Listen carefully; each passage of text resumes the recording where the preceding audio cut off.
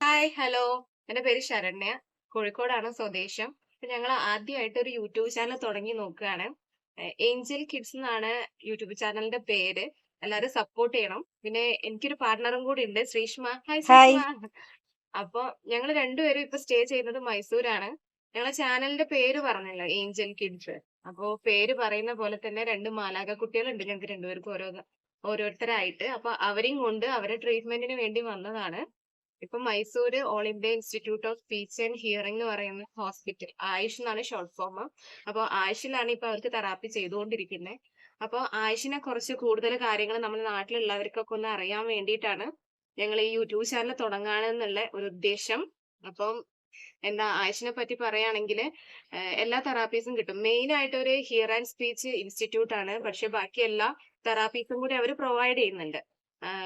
കുട്ടികളുടെ മാത്രമല്ല കേട്ടോ, ഡിസേബിൾ ആയിട്ടുള്ള കുട്ടികൾക്ക് മാത്രമുള്ളതല്ല, അല്ലാതെ നമ്മളെ ഹിയറിംഗ് പ്രോബ്ലം ഉള്ള ആൾക്കാർക്കും അഡൽസിനും തെറാപ്പി, മറ്റേ സ്ട്രോക്ക് കഴിഞ്ഞിട്ട് തെറാപ്പി ചെയ്യുന്ന ആളുകളൊക്കെ അല്ലേ, പിന്നെ പാരലൈസ് ആയി പോവുക, അങ്ങനെ കുറെ ആക്സിഡന്റ് കേസസ് അങ്ങനെയൊക്കെ വന്ന് തെറാപ്പി ആവശ്യമുള്ള ആൾക്കാരുണ്ടാവുമല്ലോ.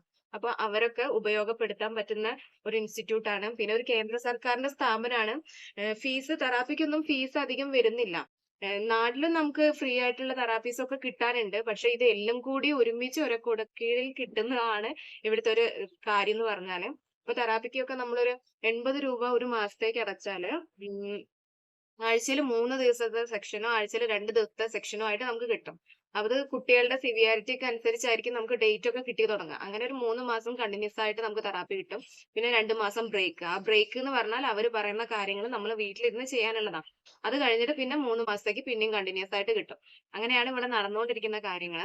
പണ്ടത്തെ ഒക്കെ അപേക്ഷിച്ച് ഇങ്ങനെ ഓരോ കാലം കഴിയുന്നതിനനുസരിച്ച് ഇങ്ങനത്തെ കുട്ടികൾ കൂടി വരിക. ടെക്നോളജി കൂടുന്നൊക്കെ ഉണ്ട്. അതിനനുസരിച്ച് ഇങ്ങനത്തെ കുട്ടികളും കൂടി വരികയാണ്. അപ്പോ എത്രത്തോളം മുന്നേ അവരുടെ ഡിഫക്ട്സുകളൊക്കെ നമുക്ക് കണ്ടുപിടിക്കാൻ പറ്റുന്നോ അത്രത്തോളം ഫാസ്റ്റ് ആയിട്ട് അവരുടെ കാര്യങ്ങൾ, അവർക്ക് വേണ്ടിയിട്ടുള്ള തെറാപ്പീസ് ഒക്കെ തുടങ്ങിയാല് പെട്ടെന്ന് അവർക്കൊരു മാറ്റം എന്ന് നമുക്ക് പറയാനാവുമല്ലോ. അപ്പം 5 വയസ്സിനുള്ളിലാണല്ലോ കുട്ടികളുടെ റാപ്പിഡ് ആയിട്ടുള്ള ബ്രെയിൻ ഡെവലപ്മെന്റ് എന്ന് പറയുന്നത്. അപ്പൊ ആ ഒരു സമയത്ത് തന്നെ അവരുടെ കണ്ടീഷൻ എന്താന്ന് നമ്മൾ ഐഡന്റിഫൈ ചെയ്യാനും അതിന് പ്രോപ്പർ ആയിട്ടുള്ള ഗൈഡ് വേയിലൂടെ അവർക്ക് വേണ്ടിയിട്ടുള്ള കാര്യങ്ങൾ ചെയ്തു കൊടുത്ത് അവരുടെ സ്വന്തം കാര്യങ്ങളിലേക്ക് അവരെ മോൾഡ് ചെയ്തെടുക്കാനുള്ള കുറെ സംവിധാനങ്ങൾ ഇന്നുണ്ട്. പക്ഷെ പലപ്പോഴും അങ്ങനത്തെ കാര്യങ്ങളൊന്നും നമ്മൾ അറിയാതെ പോകും. നമ്മൾ വീട്ടിലിരിക്കുന്ന പേരൻസ് നമ്മൾ അവിടെ ചുറ്റിപ്പറ്റിയുള്ള കുറച്ച് കാര്യങ്ങൾ മാത്രം അറിഞ്ഞ് എന്താണ് ഈ കുട്ടിക്ക് ചെയ്തു കൊടുക്കേണ്ടതെന്ന് കൃത്യമായിട്ടൊരു അറിയാതെ കുറെ കൺഫ്യൂഷൻ ആയി. ഒരു കൺഫ്യൂഷൻ ആയിട്ട് നമുക്ക് കൃത്യമായിട്ട് അവരെ ഒന്ന് ഫോളോ അപ്പ് ചെയ്ത് കൊണ്ടുവരാൻ പറ്റാറില്ല. അപ്പൊ അങ്ങനത്തെ ഒരു സിറ്റുവേഷൻ ഉള്ളവർക്ക് കുറച്ചുകൂടി കാര്യങ്ങൾ, ഇതിനെ പറ്റിയിട്ടുള്ള കുറച്ചുകൂടി കാര്യങ്ങൾ സാധാരണ ആയിട്ടുള്ള പേരൻസിന്റെ ഇടയിലേക്ക് എത്തിക്കുക എന്നാണ് ഞങ്ങൾ ഉദ്ദേശിക്കുന്നത്. പിന്നെ ഇവിടെ ഞങ്ങളിപ്പോ വന്നത് മക്കൾക്ക് 4 വയസ്സുള്ളപ്പോഴാണ്. ഇപ്പൊ ഒരു വർഷമായിട്ട് ഞങ്ങൾ ഇവിടെയാ നിൽക്കുന്നത്. അപ്പൊ ഇപ്പൊ ഞങ്ങൾ വിചാരിക്കാറുണ്ട് കുറച്ചുകൂടി മുന്നേ അറിഞ്ഞില്ലല്ലോ, ഒരു 1.5 2 വയസ്സൊക്കെ ഉള്ളപ്പോ കുട്ടികളെയും കൊണ്ട് ഇവിടെ വന്നിരുന്നെങ്കിൽ കുറച്ചുകൂടി മാറ്റം ആവുമായിരുന്നേനെ. ഇവരിപ്പോ കുറച്ചുകൂടി ചെറുതായിരുന്നല്ലോ ആ സമയത്ത്. അപ്പൊ കുറച്ചുകൂടി കാര്യങ്ങൾ അവർക്ക് പറഞ്ഞു അവരെ കൊണ്ട് ചെയ്യിപ്പിക്കാനൊക്കെ പറ്റിയ നല്ല സാഹചര്യം ഉണ്ടായിരുന്നു. പക്ഷെ ഞങ്ങൾ അറിഞ്ഞില്ല എന്തുകൊണ്ടോ.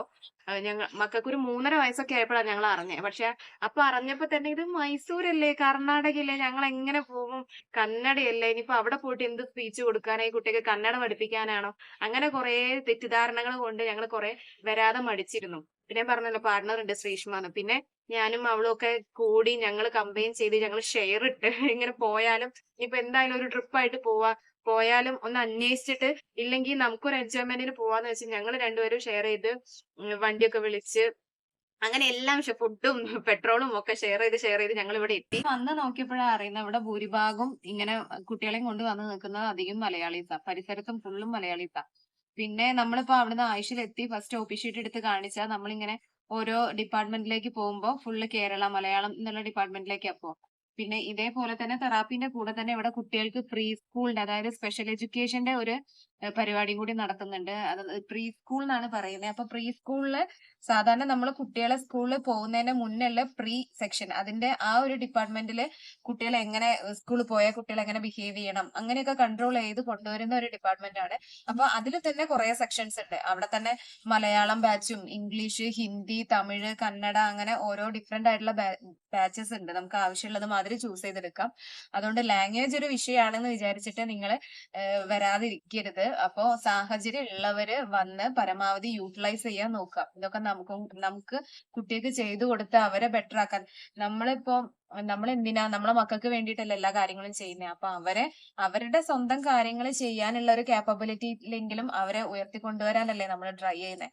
അപ്പൊ ഇങ്ങനെയുള്ള കുറെ സാഹചര്യങ്ങള് നമ്മൾ പരമാവധി യൂസ് ചെയ്യുക. ഒന്നും അറിയാതെ ഇനി പിന്നെ ആവാം അങ്ങനെ ആവാം ഇങ്ങനെ എന്ന് വിചാരിച്ചിരിക്കുന്നതിൽ അർത്ഥമില്ലല്ലോ. അപ്പൊ ഞങ്ങൾക്ക് എന്തോ ദൈവം സഹായിച്ച് ഞങ്ങളെ ഫാമിലി നല്ല സപ്പോർട്ടാണ്. അതുകൊണ്ട് ഞങ്ങൾ അറിഞ്ഞു വന്നു. ഇപ്പൊ ഒരു വർഷമായിട്ട് ഇവിടെ നിൽക്കുന്നു. അപ്പൊ ബാക്കി ഇതിനെ കുറിച്ചുള്ള ഡീറ്റെയിൽസ്, ആയുഷിനെ കുറിച്ചുള്ള ഡീറ്റെയിൽസും പിന്നെ മക്കൾക്ക് എടുത്തുകൊണ്ടിരിക്കുന്ന തെറാപ്പിനെ കുറിച്ചുള്ള ഡീറ്റെയിൽസും പിന്നെ ഞങ്ങളെ ചെറിയ ചെറിയ സന്തോഷങ്ങളും വിശേഷങ്ങളും ഇംപ്രൂവ്മെന്റ്സ്. ഇംപ്രൂവ്മെന്റ്സും കാര്യങ്ങളും ഒക്കെ ഞങ്ങൾ ഇങ്ങനെ ഷെയർ ചെയ്യാന്നാ വിചാരിക്കുന്നത്. അപ്പം എല്ലാം കുറച്ച് കുറച്ചായിട്ട് ഷെയർ ചെയ്യാം. പിന്നെ ഞങ്ങൾക്ക് ഭയങ്കര സമയപരിമിതി ഒരു പ്രശ്നമാണ്. അപ്പോ എഡിറ്റിങ്ങും കാര്യങ്ങളും ഒന്നും ക്ലിയർ ആയിരിക്കില്ല. ഞങ്ങൾ വീഡിയോ ഉള്ള സമയത്ത് വീഡിയോ എടുക്കുക, അതങ്ങ് അപ്ലോഡ് ചെയ്യുക, അത് മാത്രമേ ചെയ്യാൻ ഉദ്ദേശിക്കുന്നുള്ളൂ. അപ്പൊ എല്ലാവരും പരമാവധി സപ്പോർട്ട് ചെയ്യണം, ഷെയർ ചെയ്യണം. പരമാവധി എല്ലാവരിലേക്ക് എത്തിയാൽ ആർക്കെങ്കിലും ഒരാൾക്ക് ഉപയോഗപ്പെട്ടാൽ അതൊരു കാര്യമല്ലേ. അപ്പൊ നന്ദി, നമസ്കാരം.